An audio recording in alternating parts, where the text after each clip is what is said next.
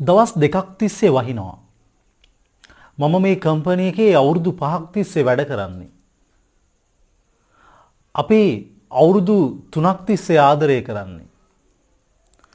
මම ඉංග්‍රීසි ඉගෙන ගන්නේ මාස 6ක් තිස්සේ. මම මේ ගමේ ජීවත් වෙන්නේ 2015 පටන්. ඉතින් ඔය විදිහට අතීත කාලයේ යම් ක්‍රියාවක් කරන්න පටන් අරගෙන වර්තමාන කාලයේ මේ වෙනකන් ඒ ක්‍රියාව එක දිගටම සිදු වෙනවා නම් අපි කොහොමද අපේ අදහස් ප්‍රකාශ කරන්නේ? මේකේ භාවිතය ගැන හොඳ අවබෝධයක් තියාගන්න. අතීත කාලයේ තමයි මේ ක්‍රියාව කරන්න පටන් ගත්තේ. වර්තමානයේ මේ දක්වාම මේ ක්‍රියාව අඛණ්ඩව සිදු වෙනවා. මම මෙතනදී අදහස් හතරක් ඔයාලට කිව්වා.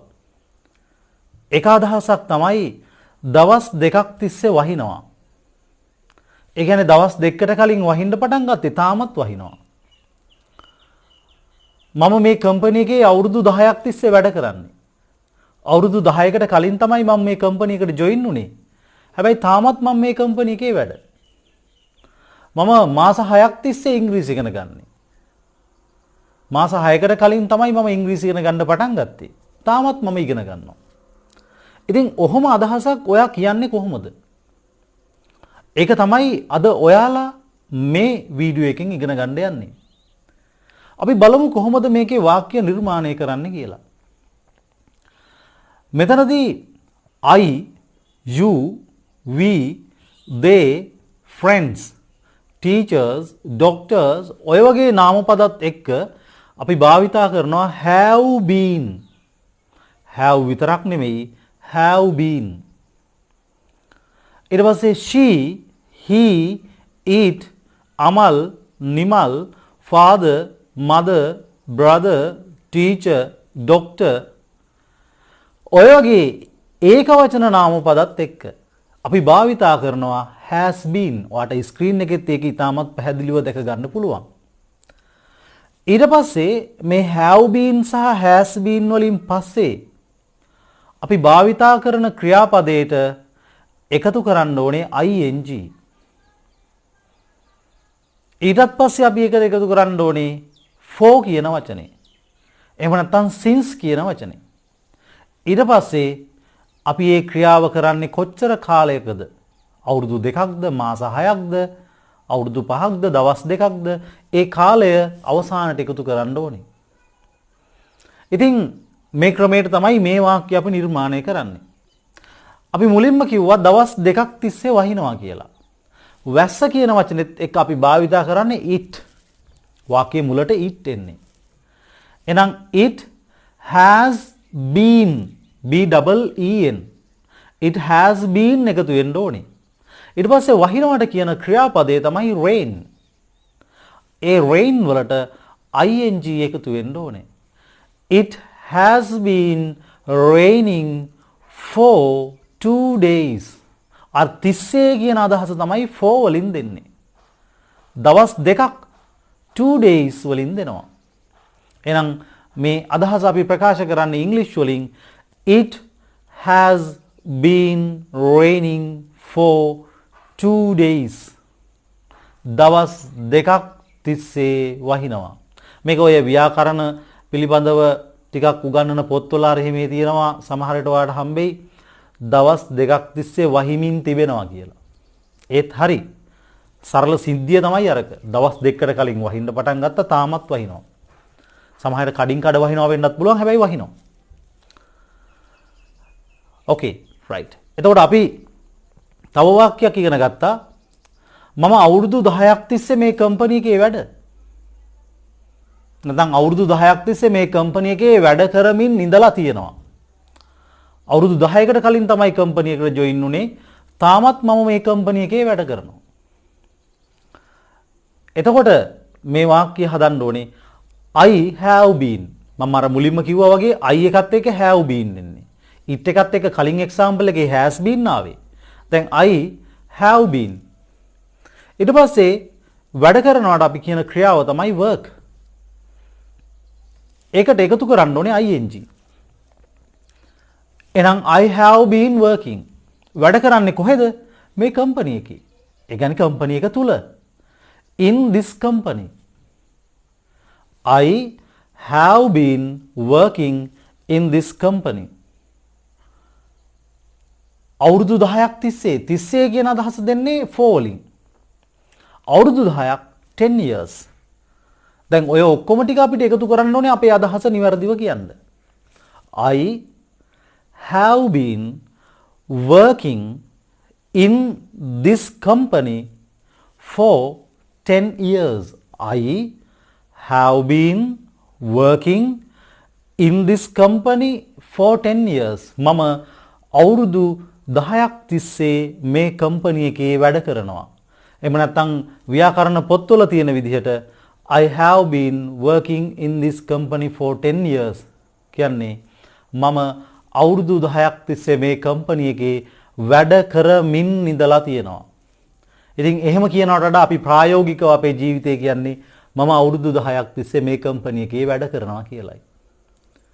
ඒ වගේ ප්‍රායෝගික භාවිතය ඔයාගේ ඔළුවට දාගන්න. මෙතනදී ප්‍රධාන කාරණා තමයි have been සහ has been එකතු වෙනවා.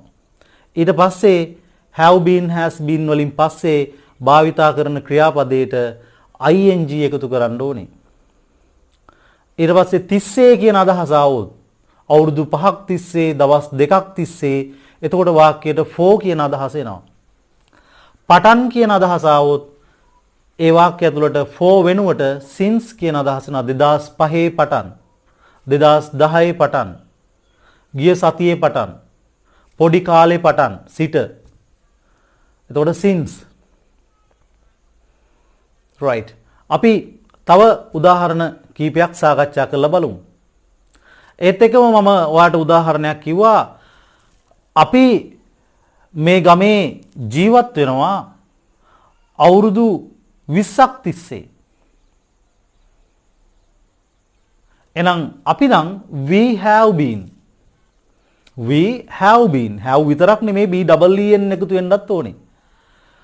we have been living live කියන්නේ ජීවත් වෙනවා. ඒකට ing එකතු කරන්න ඕනේනේ. then we have been living වැඩ කරන්නේ ජීවත් වෙන්නේ මේ ගමේ. we have been living in this village අවුරුදු 20ක් තිස්සේ for 20 years. ඒ කියන්නේ අවුරුදු 20කට කලින් තමයි ඔයා මේ ගමේ පදිංචියට ආවේ. එදා ඉඳලා තාමත් මේ ගමේ තමයි ජීවත් වෙන්නේ. ඒක තමයි යෝගේ සරලම අදහස. ඔක මෙහෙම කියන්නත් පුළුවන්. අපි හිතමුකෝ අවුරුදු 20කට කලින් කියන්නේ 2001 නේ. දැන් 2021 නේ.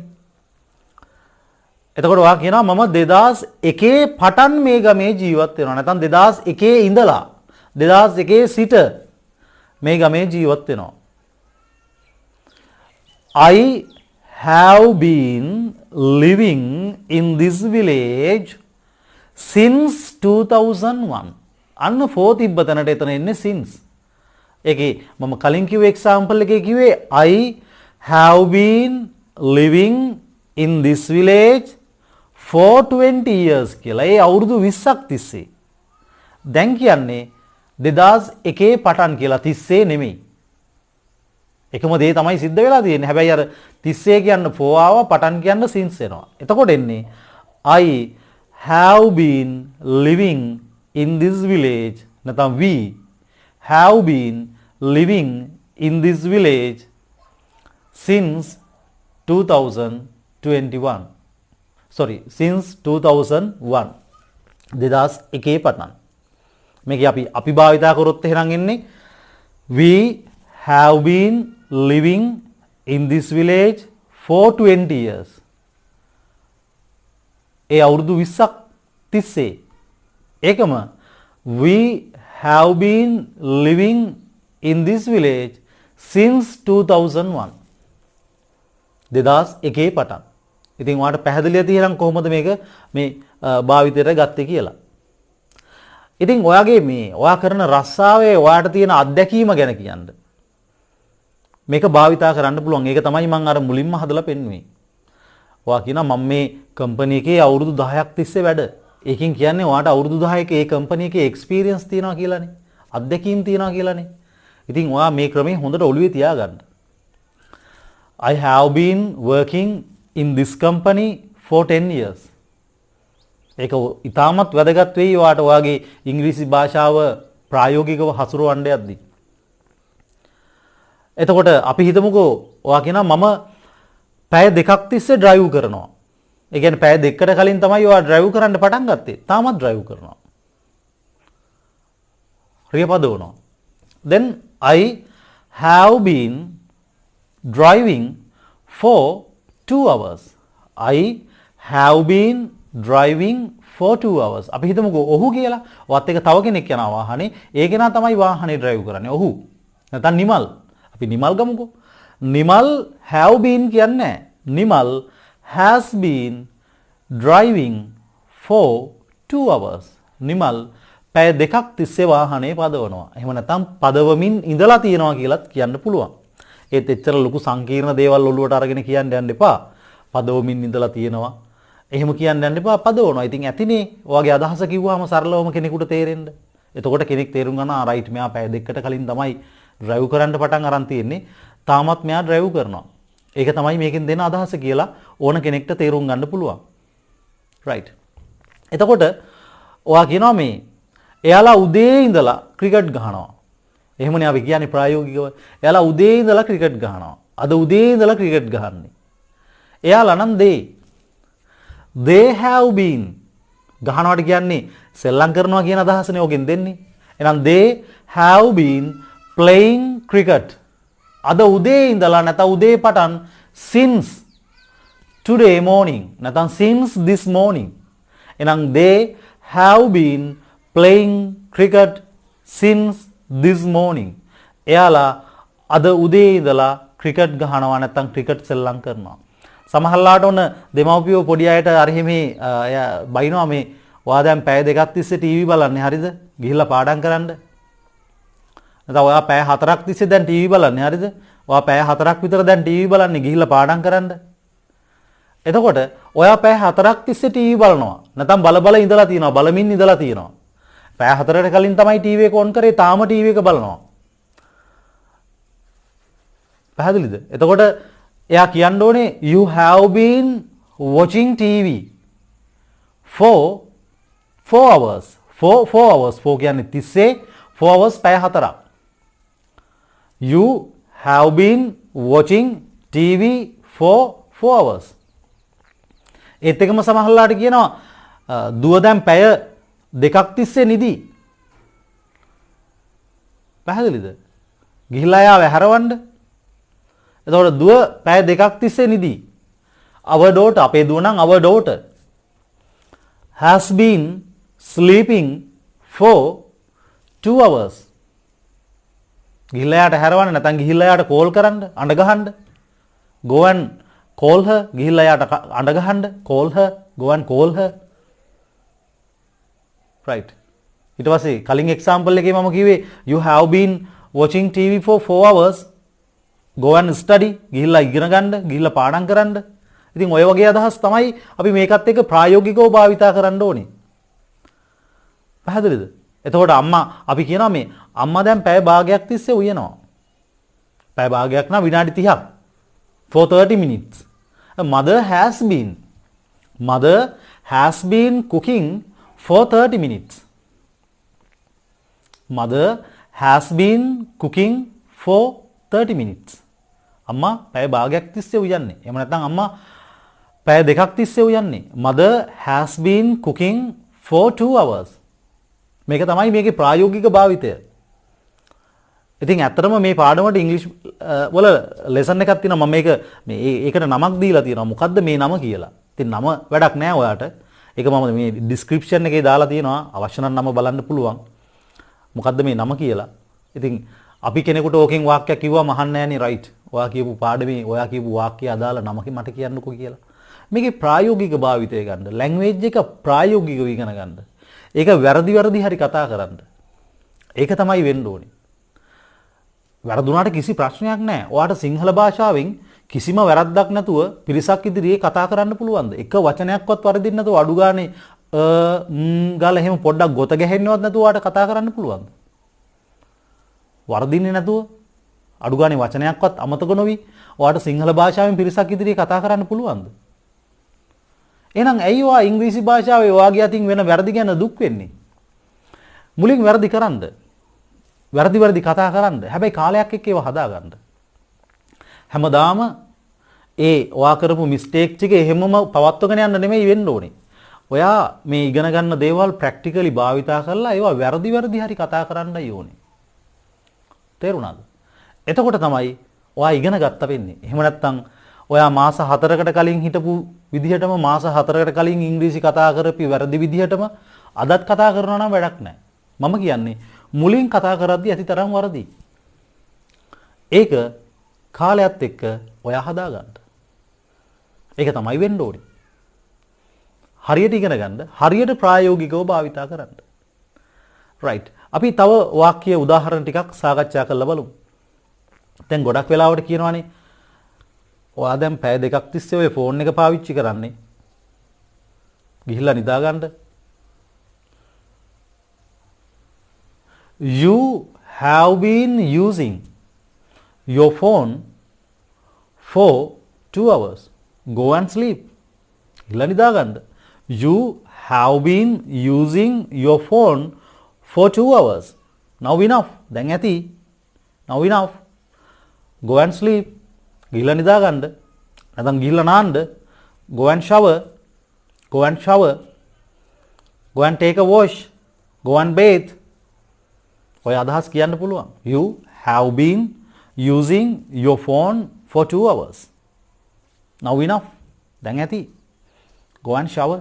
ගිහිල්ලා නා ගන්න. shower කියන්නේ එතන නානවට shower කියන උපකරණයට shower එක කියන උපකරණයටත් shower කියන ඒ වගේම නානවටත් කියනවා. ගොඩක් යුරෝපීය ජාතිකයන් shower කියන වචනේ භාවිතා කරනවා. clear? right. ඉතින් අපි මේකෙන් ප්‍රශ්නයක් අහන්නේ කොහොමද? එතකොට අර have සහ has කියන වචන වාක්‍ය මුලට ගන්න. මට කෙනෙක්ගෙන් අහන්න ඕන නම් එයා පැය දෙකක් තිස්සේ ටීවී බල දින්නේ නැත්නම් එයා පැය දෙකක් තිස්සේ ටීවී බලනවද දැන්? අන්න she has been watching TV for 2 hours කිව්ව එකේ has එක මුලට අරගෙන අහන්න. Has she been watching TV for 2 hours? එතකොට ඔයා පැය දෙකක් තිස්සේ drive කර දින්නේ. අපි මුලින් හදුවා ඔයා පැය දෙකක් තිස්සේ drive කරනවා කියන එක. You have been driving for 2 hours. එතකොට කෙනෙක්ගෙන් ප්‍රශ්නයක් අහද්දී අර you එක මුලට ගන්න. sorry have කියන වචනේ මුලට ගන්න. Have you been driving for 2 hours? You have been driving for 2 hours කියන එකේ have එක මුලට ගන්න. Have you been driving for 2 hours? ඔයා පැය දෙකක් තිස්සේ drive කර දින්නේ. right.